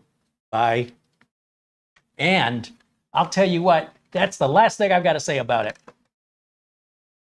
Can't slam a cell phone. There's a satisfaction to having one of them dial-up phones. But I imagine you were probably talking about dial-up internet, not a dial-up phone. So forget all that. Sorry, went off on a tangent. Maybe Mara can add the cell to jack link to the show notes. Don't I have the best little fun little gadgets? They're like $40. Why not? Here's what's good about having that. One, sometimes I'm looking for my phone. I don't know where it is. Two, you might have somebody older who cannot get up and get to the phone. Since a landline mostly sits where you leave it, you always know where the phone is. And this could be very, very useful for people under certain circumstances, including not wanting to walk to the other room to get your phone. If your landline, you have it just sitting here anyway. I'm thinking of even getting a payphone, a refurbished payphone. You could buy them on eBay, and then we can take caller calls through a Google line, through that Bluetooth landline into the payphone. I think that would be so cool. And I want to get just a classic 80s or 90s standard everyday payphone. They're about $200. I want it to work. I want the coin door. I want all of it. And, use it as decoration. But I got bigger fish to fry right now. But that little device enables me to not only have it as a functional piece of history and art, but as a real working phone. And you can dial out of it just the same, by the way. I could spin that dial around and call Mara right back. When I pick it up, I do get a dial tone. It is the coolest thing. All right, anyway, let me get back over to the chat. Here, we're talking about routers.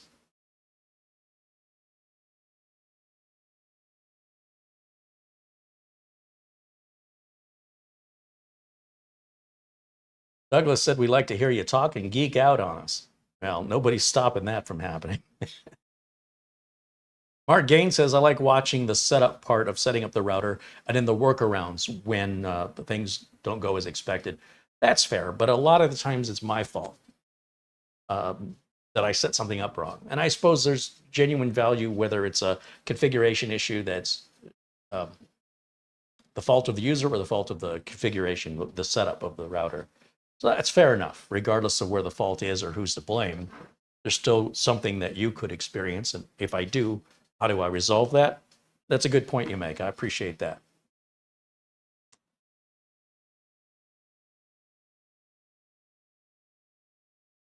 Jit says, Carey, your Wi-Fi reviews are amazing. The info you give is more in depth than those tech enthusiasts on YouTube. Also, I love seeing new routers and UI features. Okay, well, I appreciate the feedback. One other thing to keep in mind. This is $550. If I did this twice a month, my cost just to get this is $1,100 or whatever router we buy. So the only problem I have is what do I do with the routers when I'm done with the review? And where does the money come from to pay for them unless I, Mara has reached out to these manufacturers, and mostly our channel isn't big enough to get any attention. Or they want full control. They want a commercial, and I don't want to do that. So rather than go through all of the bureaucracies, we just go and buy it. But for us to go and buy it, we need your support. So we're more than happy to make the content, the tech-related content that you want to see.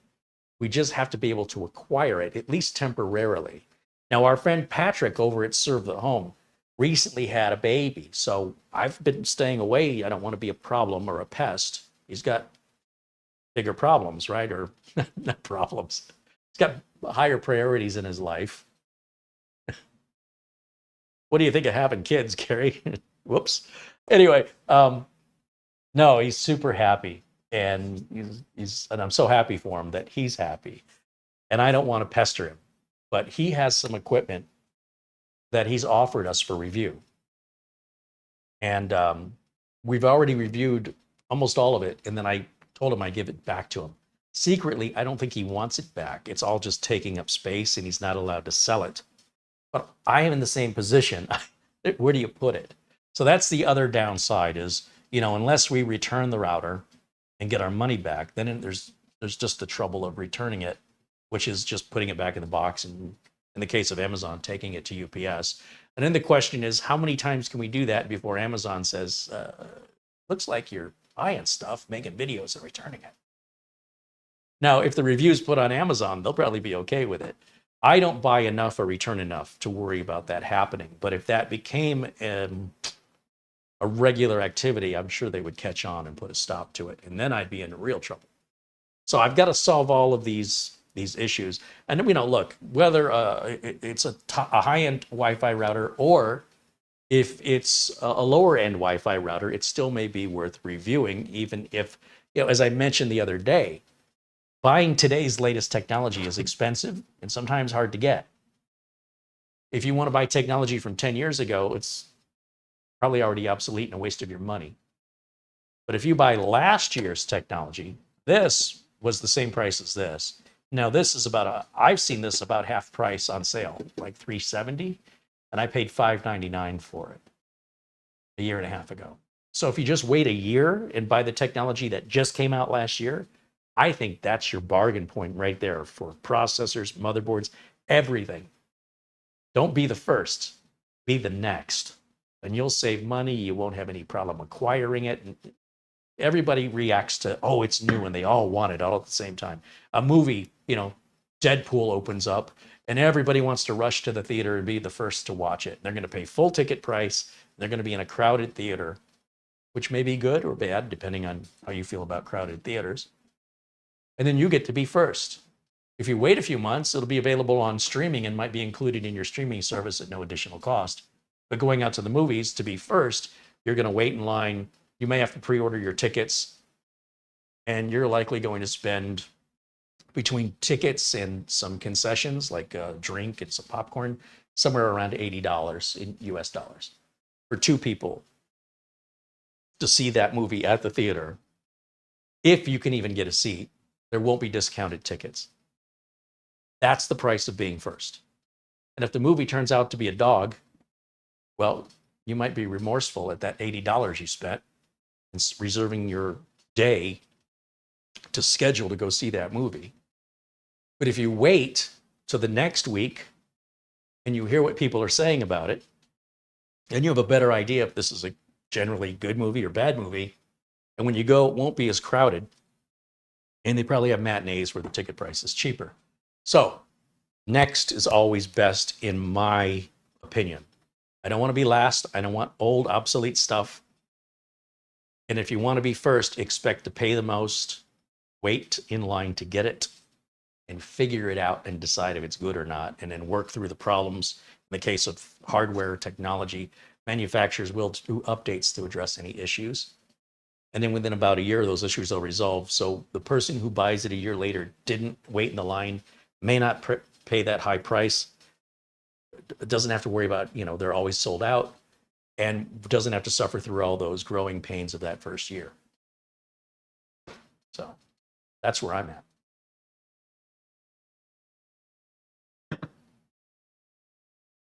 Now, speaking of that, you know I love the Minis Forum mini PCs. I think they're a great manufacturer, and they're not just putting a label on a box. They are thinking outside the box, creating their own unique designs, and the quality. And again, they don't pay me. I'm just telling you, as a working technician, whether it's Minis Forum or Codlix, which is a sub-brand of Minis Forum, it's a solid, good working machine and a great price.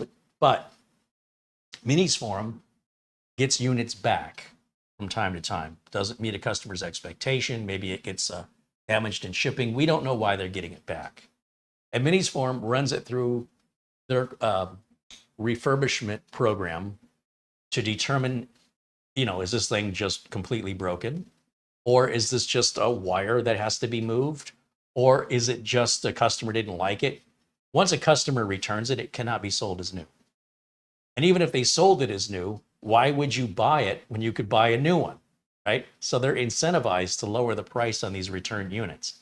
And again, we don't know why they're returned, but they go through a secondary quality control. So they're actually checked more thoroughly than a brand new one, because a brand new one only goes through quality control once. If it gets returned for any reason, it has to go through quality control a second time to determine if it can be resold.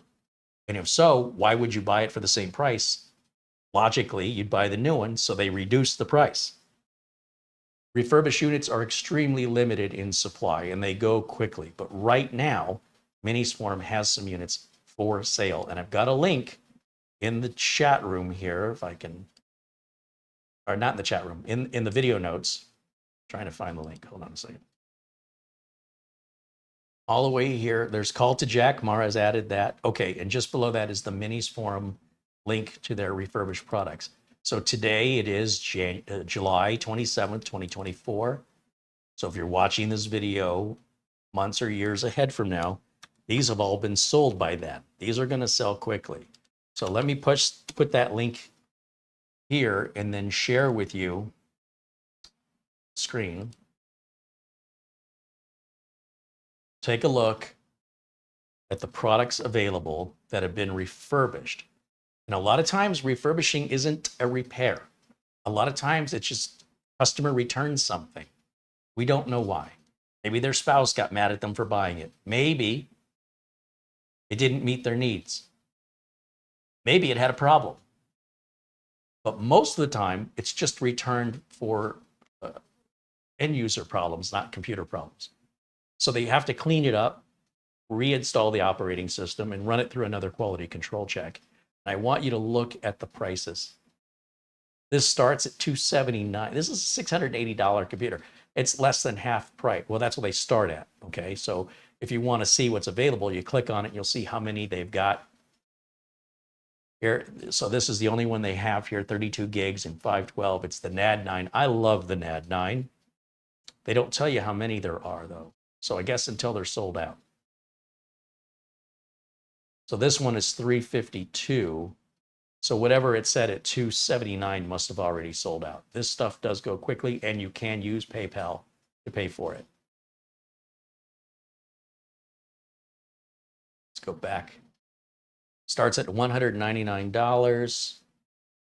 Some of these are quite powerful. The the 790 Pro, that's a pretty powerful little box.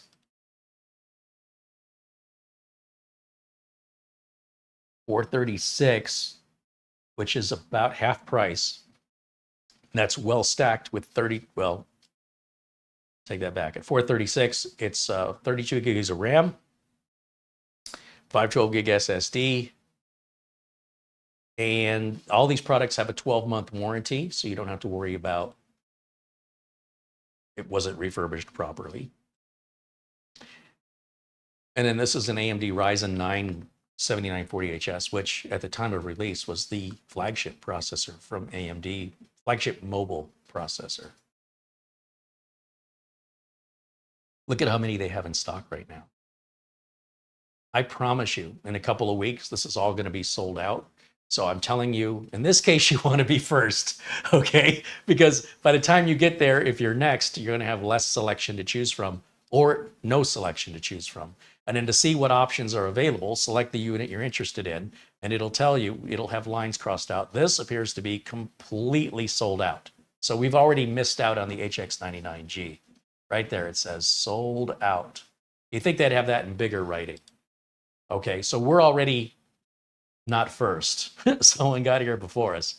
So this is very time sensitive, okay? Just so you know, if you're watching this later, this thing's pretty neat. We have not reviewed this, but this is designed to be like on a conference room table or on a desk where the camera, you know, you can use for Zoom. And guess what? It's sold out. Never mind. I wish they removed the sold out items here, because now it tells you, well, you know, you've already missed out. Here's the NPB7. That's the one that has the lid that just unclicks. 429 with 32 gigs of RAM and a 512 storage. And again, if you want to look at the processor, just click the last picture here. You'll see that's an Intel Core i7 13700H. That is a fast, powerful processor. 429. Pretty good price, $429. Let me tell you something. You go on Amazon and you price a 13700 processor. Let's just do that right now.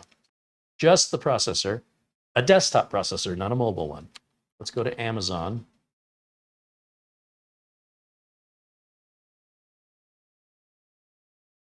Let's type in 13700. Remember, we've got to have the graphics card in it. We can't do the F.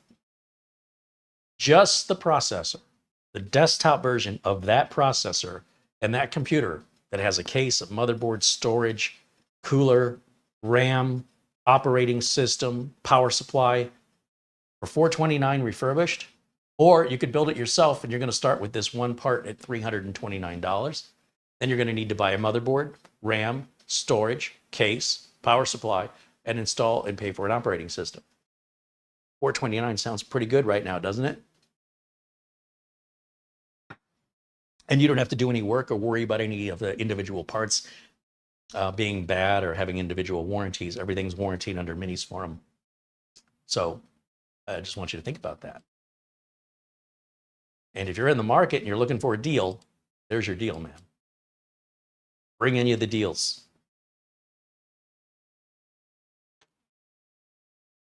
We're just about ready to end today's broadcast, so I'll take any final questions, comments, whatever you guys have to say. Peter says maybe you can rent hardware. As far as I know, that's not possible. I'm not aware. If you know of something in the United States or in Arizona where I can do that, please let me know.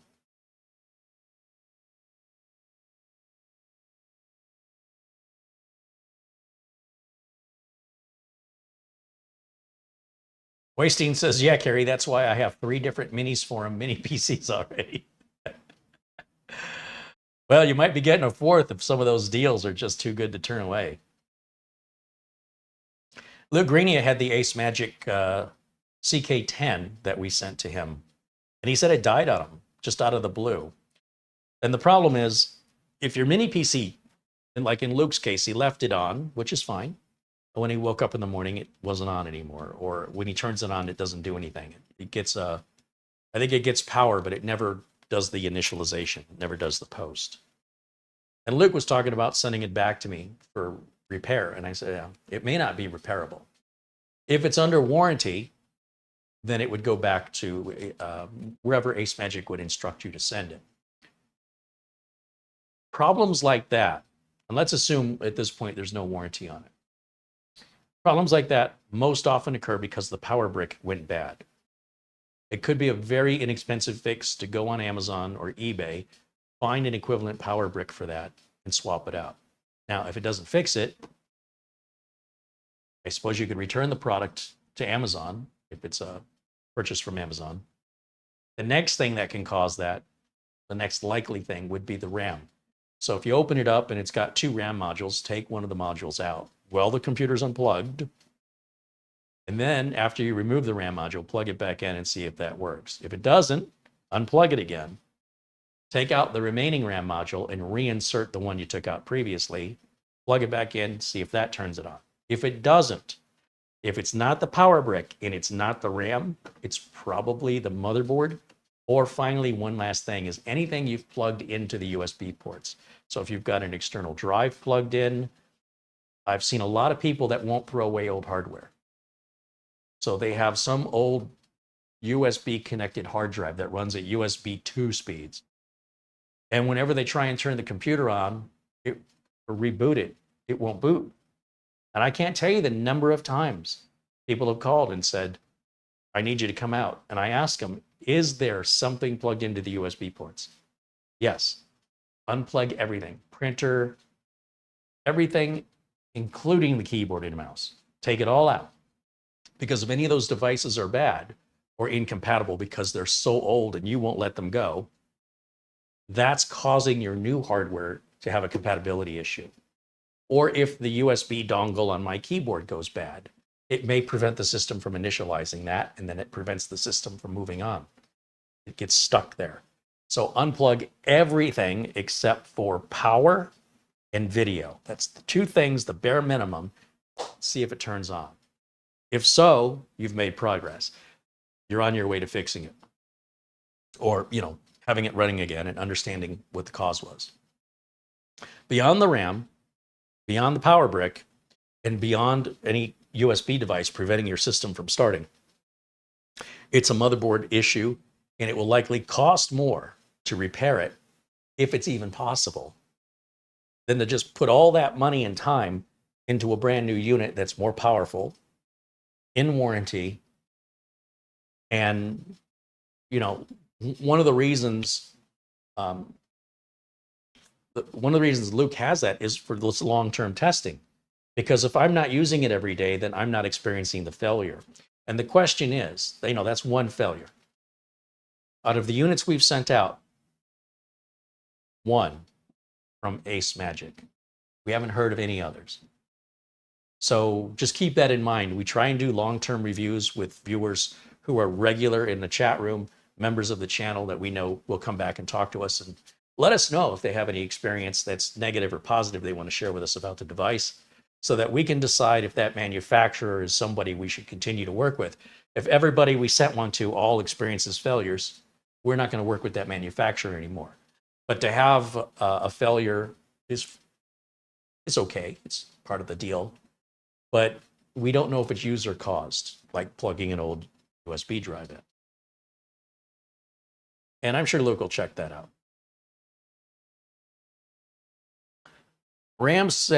Luke says the RAM on the unit is built on the board. Is it? I thought it was removable. But on some of the mini PCs, that's soldered in, and I can't remember. And the cheapest power brick is about $40. I don't think of getting one from Amazon. Oh, I didn't think of getting one from Amazon and sending it back if it didn't work. Yeah, that'd be the first place I'd try.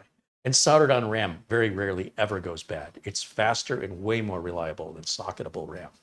The downside is you can't upgrade it, but the upside is as long as you got what you need. My Galaxy Book 3 and the Dell XPS have soldered on RAM. That's just how they do it these days. So I just buy it with the maximum, which at the time I think was only 32 gigs. And you can add NVMe drives, but you cannot change the RAM. And in that way, the RAM is more reliable, faster, and of course, it's cheaper to do it that way because they can make the laptop thinner and they don't have to buy the sockets. It's much, much better from a reliability technical standpoint. And it's the way of things. You're going to have built-in RAM in your tablet and your phone. When you buy your cell phone, a modern cell phone, and put it over there, you have an option of how much RAM you want. You cannot upgrade the RAM. You might be able to add a SIM card, maybe, or a little micro SD transflash card, maybe on some phones. But mostly, you buy the one that has the RAM you want. You cannot upgrade the RAM. You'd have to just replace the phone. They're able to make the phone thinner, the RAM is faster, and the RAM is less likely to fail. That is the future, except for enthusiasts, which are not, unfortunately for the enthusiast, they do not make up a very big market share of buyers. But there's enough out there that there should be products continuing to come out with socketable RAM for some time. But the more portable and the thinner and lower power and faster speed, you want that RAM soldered down. That's why they're doing it. All right.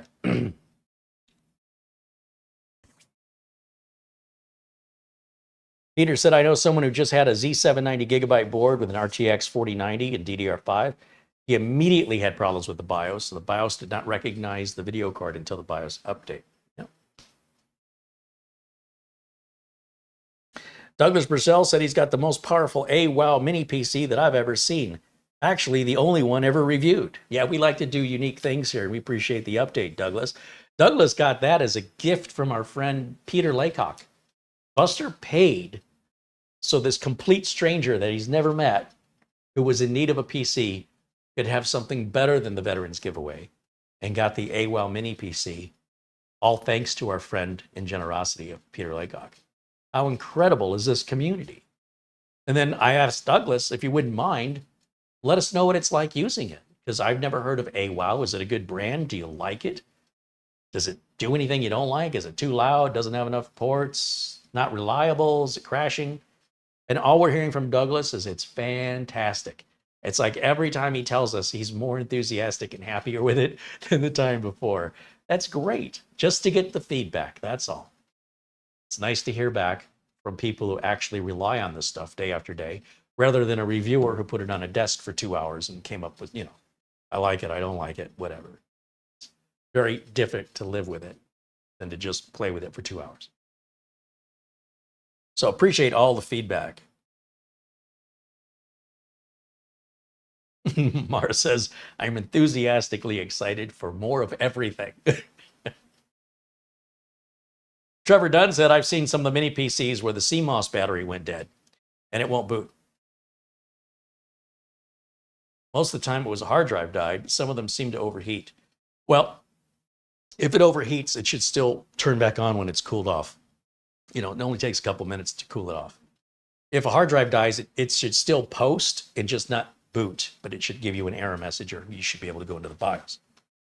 If it's, what else did he say? A battery. Usually that only matters if you lose power. The only time the battery kicks in is if the machine's unplugged, like even virtually unplugged, like whatever it's plugged into lost power and you had to go reset a breaker. That's the same as unplugging it. The battery then kicks in, but as long as the machine is powered on or powered off but plugged in, that battery doesn't get used. So the battery, if it's, can I explain this? If you put a machine on a shelf, you don't plug it in, you just put it away for later, and later becomes a year, 2 years. You take it off the shelf, you plug it in, you're probably going to have a dead CMOS battery, because for a year or 2 years, that's the only battery that's been able to keep the date and time. And you've drained that battery prematurely by leaving it unplugged. If you plug the computer in and leave it off, then the batteries are relevant. But yes, a dead battery on some computers can cause those computers to not boot up. And I've demonstrated that here on this channel. We have a video showing the computer not working, me changing the battery, and the computer. In fact, I think we have 3 videos in the past of me doing that.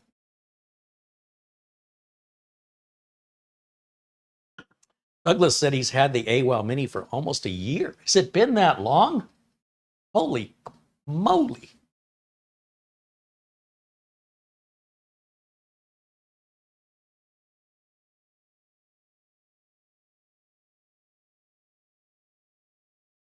Lou Greeny says, my next move was to remove the NVMe drive and install it into the Musetex. I wouldn't do that, because then if there's something wrong with it and it damages the Musetex, you've just ruined 2 computers. I would get a small NVMe USB dock, plug it into that, and then through USB into the Musetex. That's how I would test it.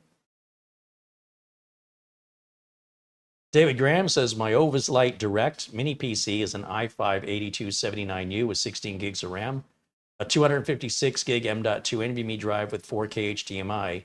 And we sent that to David to do a long-term review. He says it's still going strong. Even after 3 power outages, it still just boots and works perfectly.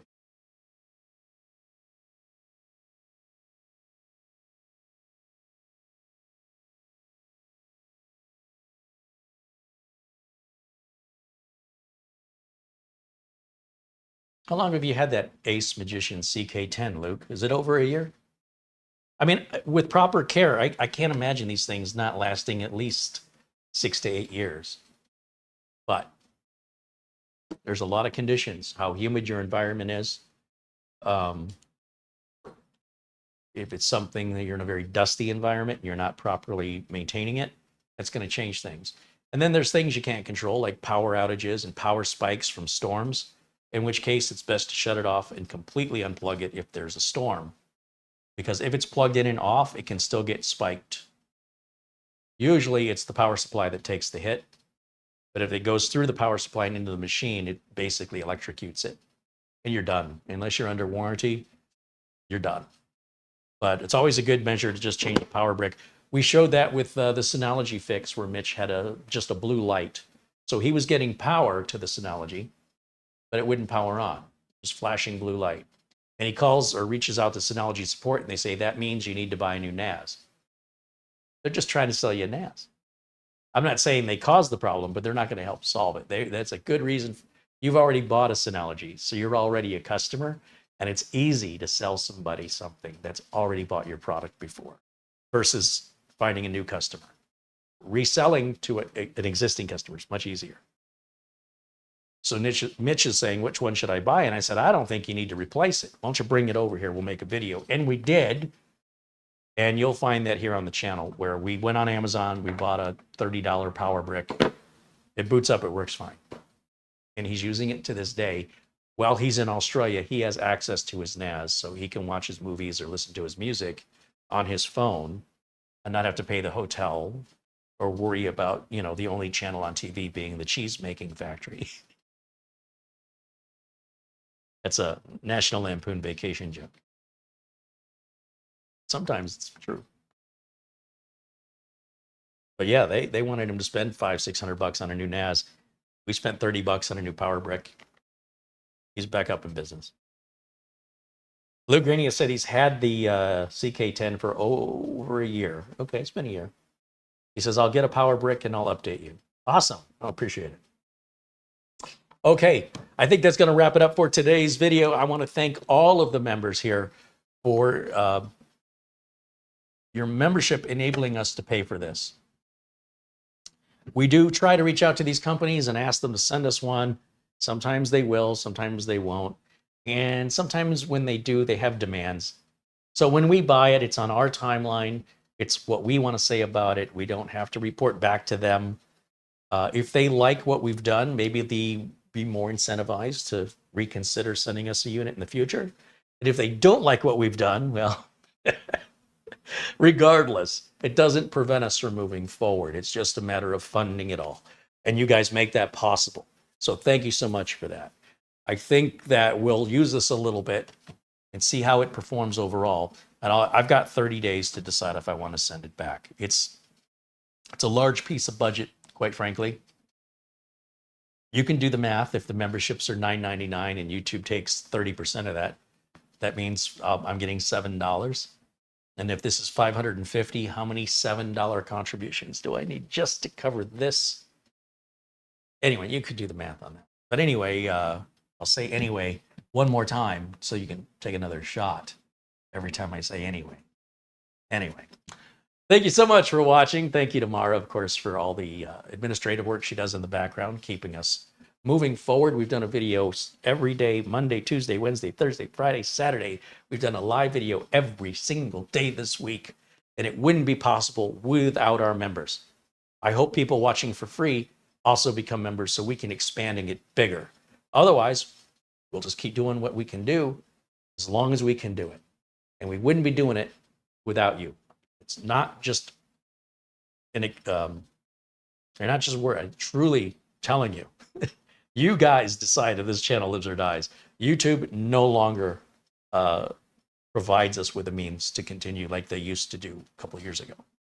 All right, and with that, where's my chat room? One more time, I should probably check the phone. Hold on a second. Grab my phone over here, and I'll just see if there was any messages I've missed. I hate when I miss a contribution or a message that I only see after I've said goodbye. So I like to address it right now if there's anything to address.